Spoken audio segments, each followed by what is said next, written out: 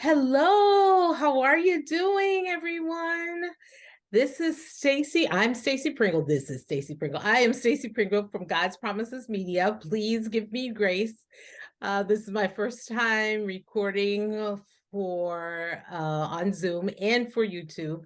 I'm here with Nickie Lawrence. She is from CSE Virtuals. I met her through Alignable. She is an exceptional human being, and we thought we would bring this talk to a greater audience. We had this talk on Wisdom app, and it's called Merrily, Merrily, Merrily, Life is But a Dream. And I thought that let's expand the audience so that they can get a taste of what it is when you expand your horizons, right? And that when you partner with God, what your life can and will look like, and having a healthy relationship with yourself, as well as having a relationship with God and others. So Nickie is our expert. She is one of the healthiest people I know when it comes to loving yourself. We had this conversation about that then, and we had it again earlier. So we're going to continue this conversation. We were also talking about the passing of course, the legendary Miss Tina Turner, and how she understood her worth and how she loved herself, and how this relates as well to this conversation of self-worth and loving yourself and doing it in a healthy way, not in a negative, arrogant, self-centered way, but a way that is pleasing to God, healthy for you, and it helps other people. So Nickie, I'm going to give this over to you. Please tell us more about yourself, and just start with, like, where did you get this incredible sense of learning to love yourself in a healthy way? Okay. Thank you so much, Stacy. It's always a celebration when I connect with you. It's always just amazing that our souls are so aligned. And I feel that it's just a beautiful journey. And I appreciate you for bringing the word, the message to your audience, just in general, in life, to everybody that you meet. I find you to be such an authentic, beautiful soul. And I thank you and I applaud and celebrate you for who you are. Just thank you so much for who you are to me and who you are to everyone that you encounter. I am on this journey. I'm not my name and not my title. I am this soul living this earthly experience. And my goal is to bring joy and fulfillment and happiness to the people that I meet, whether it be in my business with my clients, whether it be with my staff, whether it be at home, which is so important that, we bring joy. And in order to bring joy, we had to have that healthy relationship with ourselves that Stacy was talking about. And how I build that relationship, I had to teach myself to love, to self-love, because growing up as a child, even though I had things that people would think are, you know, luxurious, I had a luxurious life. It can be lonely, and I had to teach myself worth, and I had to teach myself that I matter, that I'm important, and that if I don't seem to matter because everyone else is busy, I matter to myself. And to build that relationship with myself, I had to teach myself to love. I have to teach myself that I am the most important person in my life, because let's face it, people will leave, friendships come and go. People, we're here, we transition. People transition in and out of our lives as we do them. We transition in and out of people's lives. So what's constant from birth is that we are always with ourselves, right? From birth till death. So isn't it important that the most important relationship that we have, and the strongest and healthiest relationship we have, is that we have with ourselves, and to nurture ourselves, feeding ourselves positive thoughts, feeding ourselves good, healthy meals, just consistently being in relationship and oneness with God. And so that's how I live my life. I base my life on, well, how do I want to show up today? And then, I move from that point. That is so healthy. That's all I can say, Nickie. You know, I keep saying that over and over again. It is so healthy. How long did it take for you to get to such a healthy mental state, right? And a healthy mindset, to understand moving forward in your life, like this would have to be your narrative to accomplish the things that you were created to accomplish through God, right? Right. But at the ripe old age of 16, I recognized that I had to be that one for me. But of course, as you go through life, you let your guard down, you trust, Yeah. right? Because you learn and you grow, and relationships come and relationships go. So you have to constantly learn to find yourself, really find your strength in all of those transitions. And each relationship and each transition was a teaching moment for me. One of the things that I know for sure is that there are people who are going to be with you for the rest of your life, and that there are people who will come and they're just there for a moment to teach you a lesson, whether it's to bring heartache or whether it's to bring joy. But with the heartache comes a lesson, right? Yes. And it's for us to learn to grow and be strong beyond that.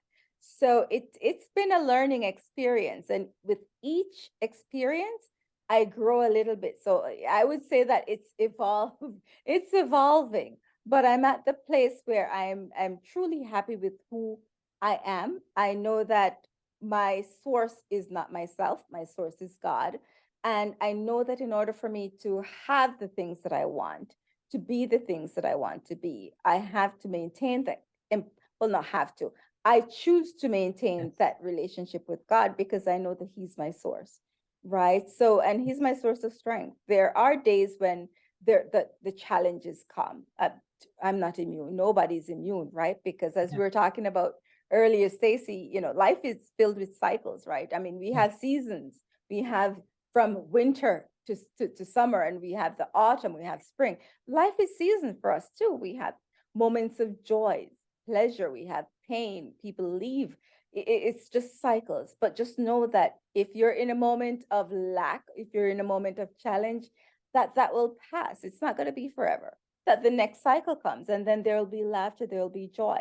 But it's to know that within those challenging moments, to draw from your strength within, and that your relationship with God, if you have a good, healthy relationship with God and yourself and your soul, you will know that you will stand firm and you will not waver, right? You will know that this is just happenstance. It's just a moment in the blip of our life, and each moment is meant for us to enjoy and build on this journey.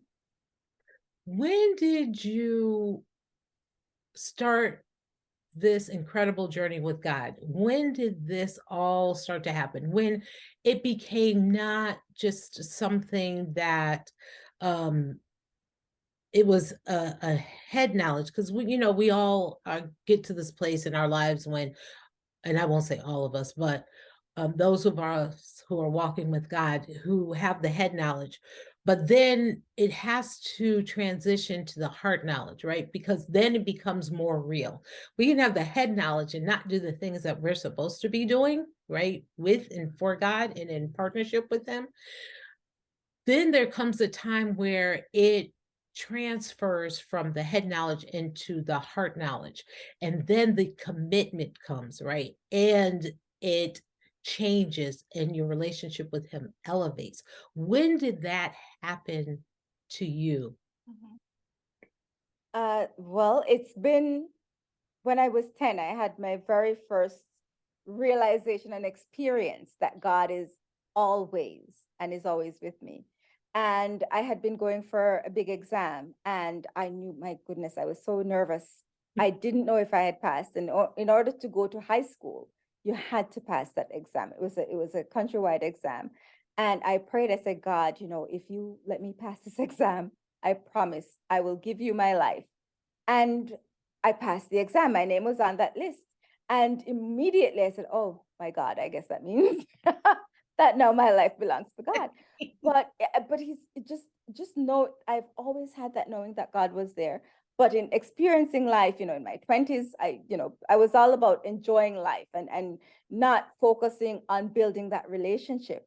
And in my 30s, when I became a mom, really is when I really realized that, yeah, there's so much more to life, and there's so much needing this relationship with God to be Yes. a more significant part in my life. Yes. And it's been an evolution. Yeah, my daughter is 14 at the moment. And it's just been just even watching her blossom. Every moment I see God in her at all times. I see grace. And it's just, I would say my relationship has deepened with God over the last 14 years, Yes. specifically more deepened over the last 5.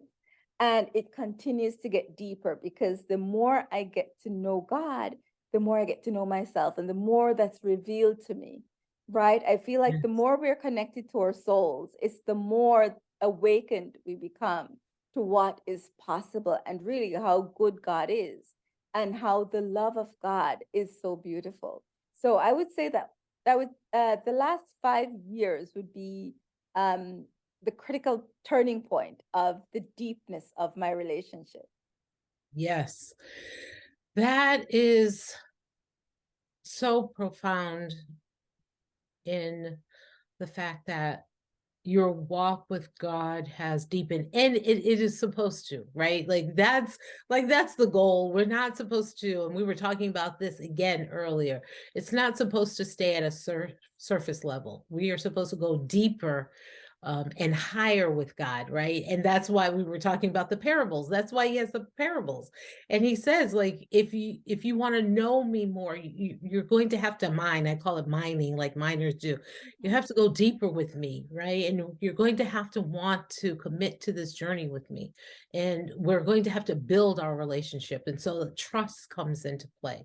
And as we grow deeper, right? And as we grow higher with God and elevate with him, that these things that maybe we once didn't understand, right? Because we were at a surface level with them or the baby level with them, they start to expand, they start to grow, and we start to mature in him. And that's what he wants from us. And that's what you're doing, right? You're not staying, you decided, right? You made the choice. And you said this, you made the choice that that's not the relationship you are going to have with him, but you are going to grow with him. And that means like cementing this relationship with him. And that means your relationship with yourself even changes, right?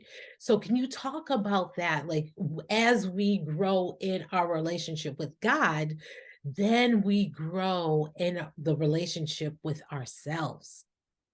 Absolutely. I mean, grow as you deepen your relationship with God. There is no it's Yeah. having a good relationship with yourself means having a connected relationship with God, your soul, Yeah. right?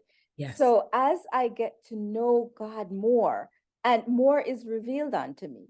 So I'm getting to know myself. And my goodness, one of the things that I hear a lot of people struggle with is their worthiness, their self-worth.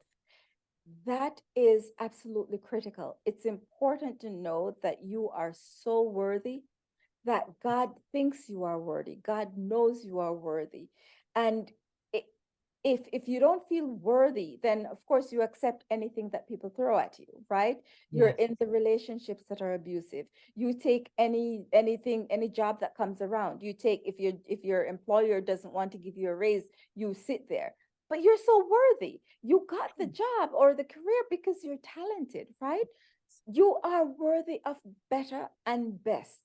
And so for me, I know that I'm worthy of the utmost best, that the best that life can offer, I'm worthy of it. Why Yes. do I feel so? Because I just am. I don't have to do anything to deserve it. I was born into it, and it's God has given me grace, and it's my birthright. That's right. It's my birthright to live an abundant life. It's my birthright to live a happy, joyful, joy-filled life. It's my birthright to have strong bonds and relationships. And it's also my responsibility to nurture those relationships, to be a good human, to be kind, because the Bible teaches us that. And it's also, people may call it karma. Whatever we do unto others, it comes back to you. That's If right. you do good, good will come back multiplied. And yes, there are people who are doing good and they experience hardship. But guess what? There are people who are doing bad and experience hardships. There are people who are doing good and experience good. It's all cycle, Yes. right? And it's just for us, our goal and our job really is to be a good human, to love our brothers, love our neighbors. If you see someone suffering, offer assistance, offer a smile when you pass people by. You never know what a smile can do. Just be a good person. And when you feel worthy, you Yes. will it will change your it will change your whole life, Yes. because your whole mindset will change. And the Yes. mindset is a whole other topic unto itself, right? It certainly is. It is. Yes. Yes. I think about when God said for us the one of the great commandments to love your neighbor as you love yourself. And the issues I think that we face a lot in this world is the fact that we are not at that place, that healthy place of how to love ourselves. Right. And so therefore, if we're not in that space, or we don't have that understanding on how to love ourselves, how do we love our neighbor, right, in a healthy manner?